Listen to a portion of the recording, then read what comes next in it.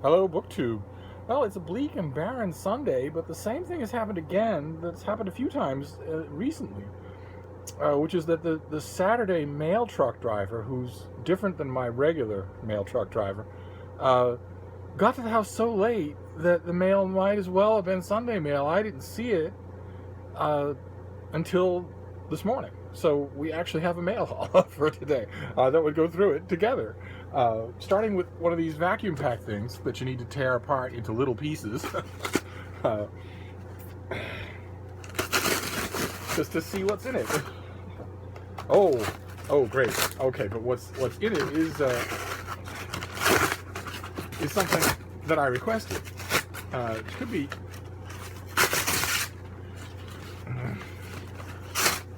It's yet another example of a rather disturbing trend here on my channel of graphic novels that do not involve superpowers.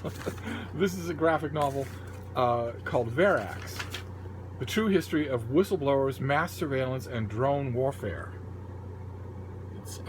It's a black and white graphic novel about drone warfare by Pratap Chatterjee and a finisher or someone named Khalil.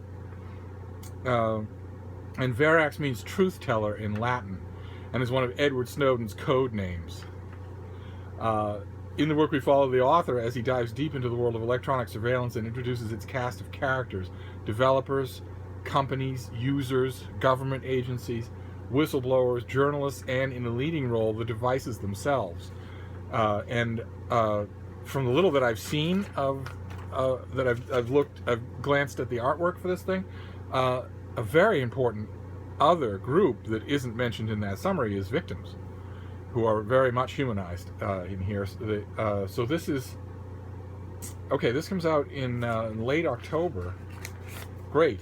Okay, so it's yet another graphic novel with no superheroes, and yet I might end up liking it. It's a whole new chapter in Steve's graphic novel reading career. Although I have liked them in the past, I don't know if you could call Matt Wagner's Grendel a superhero concern, and yet his Grendel graphic novels are fantastic. And I've already mentioned that I love Bone, which is not superhero; it's high fantasy. But anyway, let's see here. Let's see what we've got next here. Okay, so this is by an author named, this I did not request. This is All Days Are Night by Peter Stamm, translated by Michael Hoffman. And Peter Stamm is the author of novels such as To the Back of Beyond, 7 Years, On a Day Like This, Unformed Landscape, and Agnes. His prize-winning books have been translated into more than 30 languages, and he's been shortlisted for the Man Booker International Prize. I'm assuming that he himself writes in German. Is that right? Yes. Okay, it's translated from the German. I don't know him. Those of you who are German readers, is he a well-known name in Germany? I wonder if this is a big deal for him to get this. What have we got here? Okay, so this is a paperback reprint that comes out in early September. And it says that this author is often compared with Camus and Beckett. Is that, okay. Well, I'm on board. I didn't request it, but I'll certainly read it. Let's see what we have next here. And then I'm afraid I'm going to have to retire the two towers. They're going to have to come down, like the Black Tower and Orthanc. They're just too big. So, let's see what this next one is. Oh my, it's a thriller. it's ooh, gross. That's a packing list. I don't want to pay for this thing. This is it comes out in January, and it's called Operator Down, a Pike Logan thriller by Brad Taylor. If you had any doubt as to who's writing it, there you go. Title's right down here. The book is by Brad Taylor. Oh, here we go. So let's see here. This comes out, let's see, at the beginning of the year. Brad Taylor travels a lot. Okay, is he the author or is he the subject of the book? As the author of the New York Times bestselling Pike Logan series. So Logan wasn't good enough as a name. The character has to be named Pike Logan. You can't be Mike Logan. Or God forbid, Floyd Logan. He has to be Pike Logan. He has gone on 12 research trips since 2010, and he always brings back a good story. An unregistered cab ride through the black markets of Tepito in Mexico City, getting the side eye while prying into the Pope's schedule at the Vatican. Or missing his flight home from Hong Kong because he was busy gambling and getting the side eye because he was inquiring into the Pope's schedule in the Vatican. Who did he get the side eye from? I've done exactly that myself. The worst you'll get is a side eye from a 300-pound Sicilian virgin who's 50 years old. Not exactly a side eye to worry about. Okay. All right, well, anyway. Okay, it looks like this pub sheet is all about the author, aggrandizing him. All in a day's work for an author who takes authenticity and accuracy to the next level. Surefire bellwether signs that there will be no accuracy in this book. Surefire. I don't know why people go out on a limb like that. Since the beginning of his career, Taylor has been praised for his unwavering commitment to absolute attention to detail. Well, certainly by himself. You can shut up about him. I don't know the first thing about the book. Let's skip down several hundred paragraphs, see if the author's done recounting tales of his loghood childhood. Operator Down opens with, it's Brad Taylor's latest book, did you know that? Opens with Israeli operators and series fan favorites Shoshana and Aaron, who have been tasked with tracking a merchant in a fabled Israeli diamond exchange. Formerly a leader of an elite team under Mossad, Aaron is now working as a contractor, so when he disappears without a trace while tailing his asset, there is no one but Shoshana to help. Meanwhile, Pike and his team, I was wondering when they'd show up, are following an American arms dealer in Tel Aviv who may be attempting to sell sensitive nuclear weapon components to the highest bidder. As opposed to the insensitive nuclear weapon components. I got some lug nuts for you here. Don't tell anybody. When the task force, one word with a capital T, don't know anything about them, don't have any idea what they are. So this pub sheet is for long-standing fans of Brad Taylor and also for fans of his book. When the task force breaks up an attempt to kill Shoshana, they stumble into more than they expected, a conspiracy to topple a democratic African country. Huh, okay. Well, alright, that gives me a glance of what it's like. I don't think, if I remember correctly, I don't think that I've ever read a Pike Logan thriller. I'll give this one a try. Let's move on. This thing's tiny. Oh, great. Okay, fantastic. This will be known to quite a few of you, I'd be willing to bet, since you're on YouTube. It stands to reason that you watch YouTube. This is a novel by the YouTube comedian and personality Jeffrey Self. This is his book, A Very, Very Bad Thing, which is a YA novel. You may know Jeffrey Self as a hilarious vlogger and the host of his own YouTube talk show. Or maybe you've seen his witty, wonderful turns on Search Party, 30 Rock, or numerous other films and television shows. Now it's time to get to know Jeffrey as the acclaimed author of heartfelt, moving YA novels that are laced with just the right amount of sass and impishness. A free mega stuffed Oreo cookie to the first person who can tell me what sass and impishness are code words for. It won't be hard. In his new novel, A Very, Very Bad Thing, Jeffrey unforgettably shows how love can make a teen do all the wrong things, even when he thinks he has the best of intentions.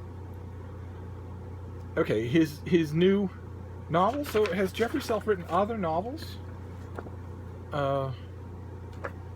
Let's find out. Has he?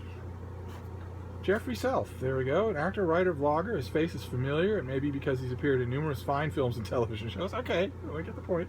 Oh, okay, yes. Okay, so he has written another novel. His first YA novel was called Drag Queen. Which I don't think I ever got, so maybe I have to get it. Maybe not, though. I'll give this one a try on its merits. So, A Very, Very Bad Thing by Jeffrey Self, YouTube's own Jeffrey Self. And then we'll move on to this one here. Oh, great. Okay. I did request this.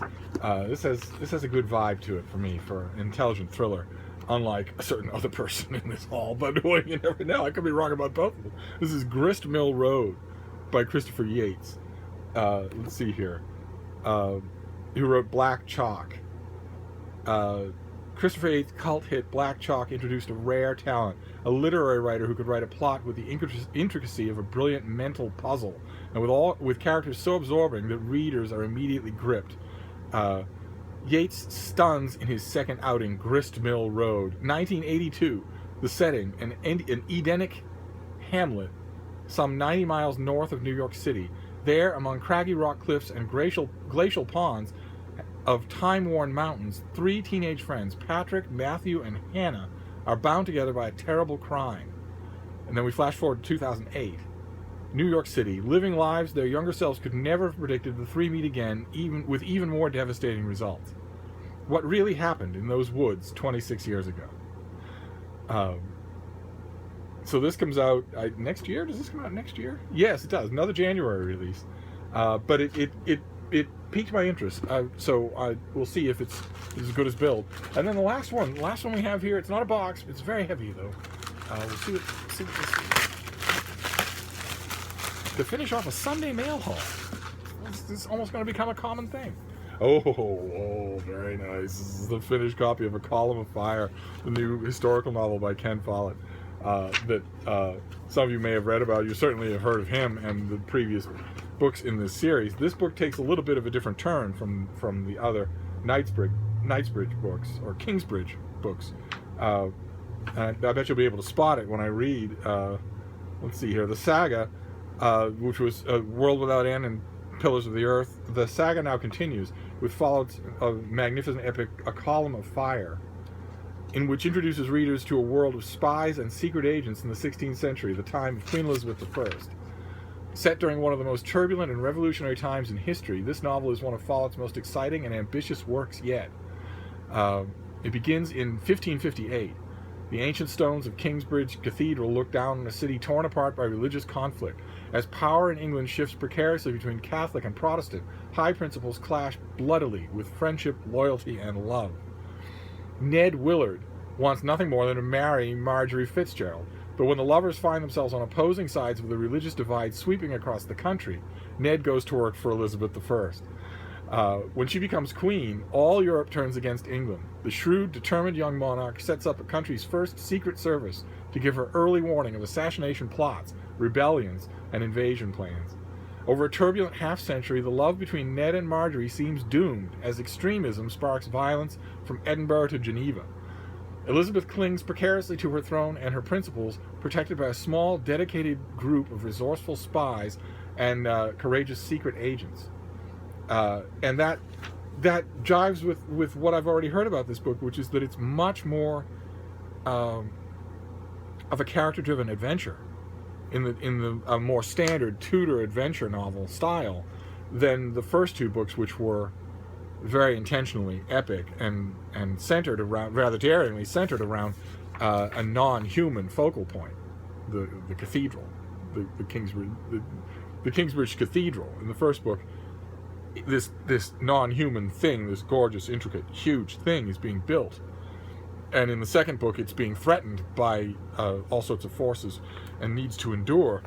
It looks like it's just background in this third book, which is, that's interesting in its own way, because I'd love to see, I think that Follett does a really good job with person-oriented stories. And people who are fans of this series but have not read the rest of his books tend to forget that he's really good at that. He's also really good at action and tight plots. Which you haven't got in these books. So on the one hand, I'll be happy to see that. On the other hand, it's a little melancholy that if it turns out to be true that the cathedral is really just background, it'll be a little melancholy after all the time we've gotten to know that building. But anyway, there we go. So that is a Sunday mail haul. We have A Column of Fire by Ken Follett, Grist Mill Road, a thriller, Very, Very Bad Thing by Jeffrey Self, YouTube's own Jeffrey Self, then Brad Taylor's Operation Down, in which Brad Taylor writes a novel. It's by Brad Taylor. Did you know that? And All Days Are Night by Peter Stamm. And Verax, a black and white graphic novel about drones. So you can't say it lacks variety, and that's I'm going to call that it for the week's books. I'm going to clear this space off, all of it, so that we're ready for Monday's assault. But I'll see you then. Thank you, BookTube.